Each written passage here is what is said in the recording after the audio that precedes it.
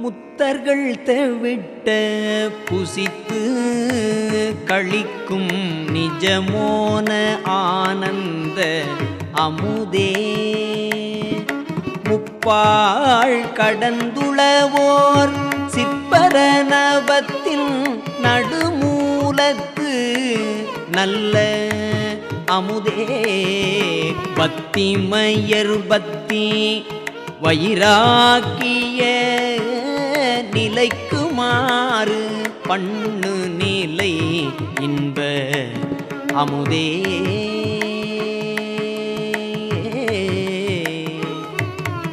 பவக்கலி கடக்க உள்வலித்து துறந்தவர் பசி கெடுத்து உண்ணும் அமுதே, நித்தம் உனை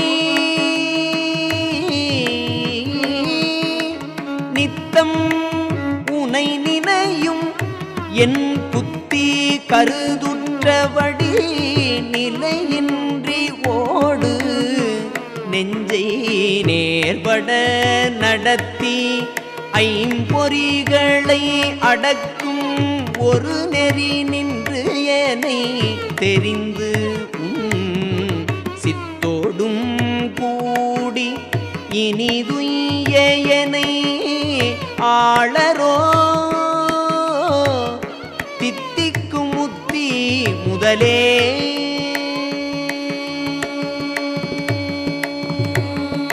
தெள்ளறிவேனும் சலதி பொங்கும் உள்ளூரில் வள்ளர் சிவசுப்பிரமணிய தேவே,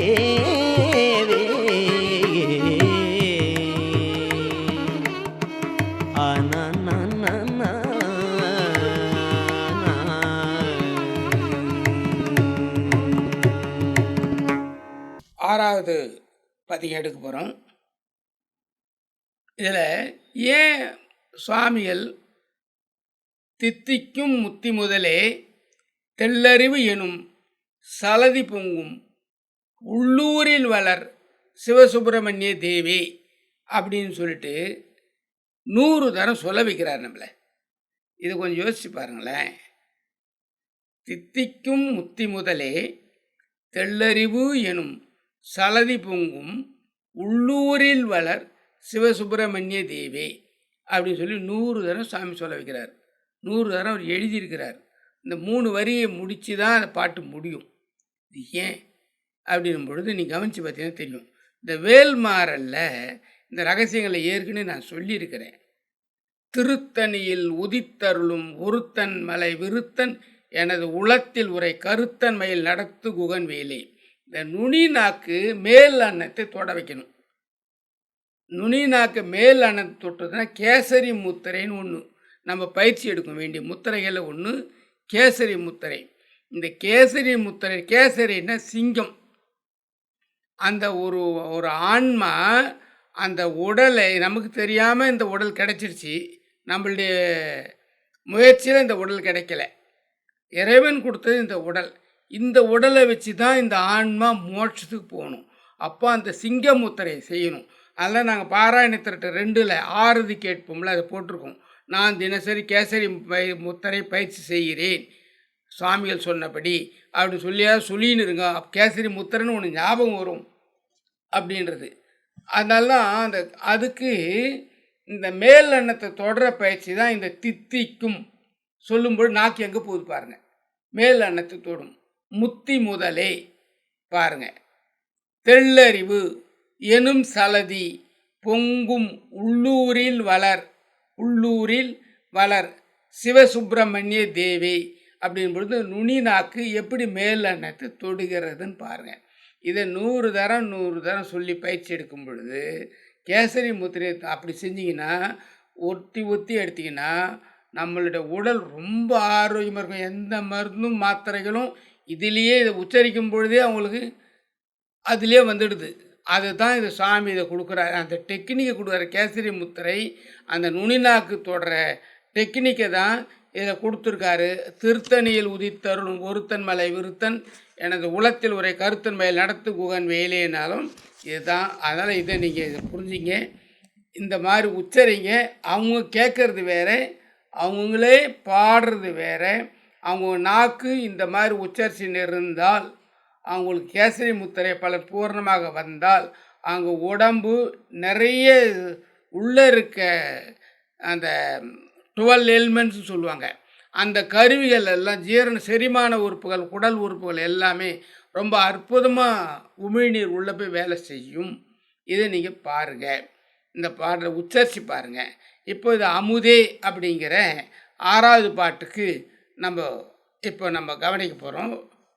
இனிக்கும் முத்திக்கு தலைவனே, தெளிந்த அறிவு கடல் பொங்கும் இதய தலத்தில் எழுந்து அருளும் சிவசுப்பிரமணிய கடவுளே, மெய்ப்பொருள் ஆகிய மோன இன்ப அமுதே. இதில் அமுதே அமுதேன்னு குடிக்கிறார். இந்த ஆன்மா அதனுடைய தன்மை இது அமுதே அப்படின்னு வருது.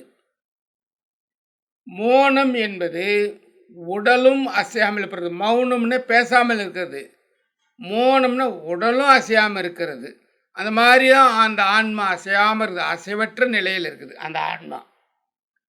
அதை வேற ஒரு அசோகசாலவாசம் சொல்லுவார், நடந்திடா நடையான் குகன் அவன் தரிசனமால்வார். குகன் உள்ளே இருக்கான், நடக்க மாட்டான். நடந்திடா நடையான் குகன் அவன் தரிசனமால்வார். அதான் அது மாதிரி அது அசையாமல் இருக்குது. அதை நம்ம பயிற்சியில் அசைய வைக்கணும். அதுதான் இதில் ரகசியம். ஞான வெளியின் நடுவில் அமர்ந்துள்ள நல்ல அமுதே. இந்த இடத்துக்கு பேர் ஞான வெளியின் பேர். ஞான வெளியின் நடுவில் அமர்ந்துள்ள நல்ல அமுதே, பக்தர்களின் உறுதியான அந்த உறுதியினை நிலைக்கும்படி செய்யும் இன்ப அமுதே. பக்தர்கள் யாரெல்லாம் வராங்களோ அவங்க தான் அடுத்து ஞானிகளாக வராங்க. அதனால் பக்தர்களின் உறுதியான அந்த நினைக்கும்படி, அந்த உறுதியினை நினைக்கும்படி 63 நாயன்மாரை நீங்கள் பார்த்துருப்பீங்க நடமாடும் கோயிலில், அந்த பொன்மயிர் கண்ணியில். அவங்கெல்லாம் எப்படி வந்திருக்காங்கன்றது உங்களுக்கு அந்த கதைகளில் வரலாறுகளில் வந்தாச்சு. அதைத்தான் இன்ப அமுதே, பக்தர்களின் உறுதியானை நிலைக்கும்படி செய்யும் இன்ப அமுதே, பிறவி துன்ப கடலை கடக்கவும் மனதை ஒடுக்கவும் கண், காது, மூக்கு, செவி, தோல் இந்த 5 பொறிகளையும் சரி செய்யவும் விரும்பும் துறவிகள் உயிர் பசியை உண்ணும் அமுதே. உயிரை சாப்பிட்டு அது அந்த பேரான்மா பரமான்மா அதோட கலக்க வைக்கிதான். நாள்தோறும் மனதை ஒருநிலைப்படுத்தும் அமுதே. இதில் விஷயம் என்னன்னா, மனம்தான் நம்மளை இறைவன்ட்டு போகணும் தடுக்குது. அந்த மனத்தை தான் இது ஒருநிலைப்படுத்துறது தான் இதில் இருக்கக்கூடிய ரகசியம், இந்த ஆன்மாவுடைய வேலை. உனது அறிவான ஞானத்துடன் எனது ஆன்மாவை அடிமை கொள்க. ஒருத்தன் என்ன பண்ணுறான், அழகு மீது பற்று வைக்கிறான், அதில் அதுக்கு தகுந்தப்போல் அவன் மேக்கப் பண்ணிக்கிட்டே இருக்கிறான். ஒருத்தன் என்ன பண்ணுறான், அதிகாரத்தின் மீது பற்று வைக்கிறான், அதுக்கு தகுந்தாப்போல் அவன் என்ன பண்ணுறான், அதிகாரத்தில் போயின்னு இருக்கான். ஒருத்தன் என்ன பண்ணுறான், சொத்தின் மீது பற்று வைக்கிறான், அவன் சொத்து தேடியே போயின்னு இருக்கான். ஒருத்தன் என்ன பண்ணுறான், பணத்தின் மீது பற்று வைக்கிறான், அவன் பணத்துக்காக வாழ்ந்துன்னு இருக்கான். ஆனால் ஆன்மா மீது வைக்கும் பற்றே இறுதியானது. ஆன்மாவின் யாத்திரையில் சொல்லப்படுவது இதுதான். தத்துவமசி பயிற்சி பாதைன்னு சொல்லும் பொழுது அந்த ஆன்மாவின் மீதே பற்று வைத்து அதில் உறுதியாக இருந்து இந்த வெற்றிகளை பெற வேண்டும். இந்த அமுதே என்கிற இந்த 6வது பதிகத்தில் இதை நீங்கள் மனதில் வைத்துக்கொண்டு வெற்றி பெறுமாறு அன்போடு வேண்டுகிறேன். வாழ்த்துக்கள்.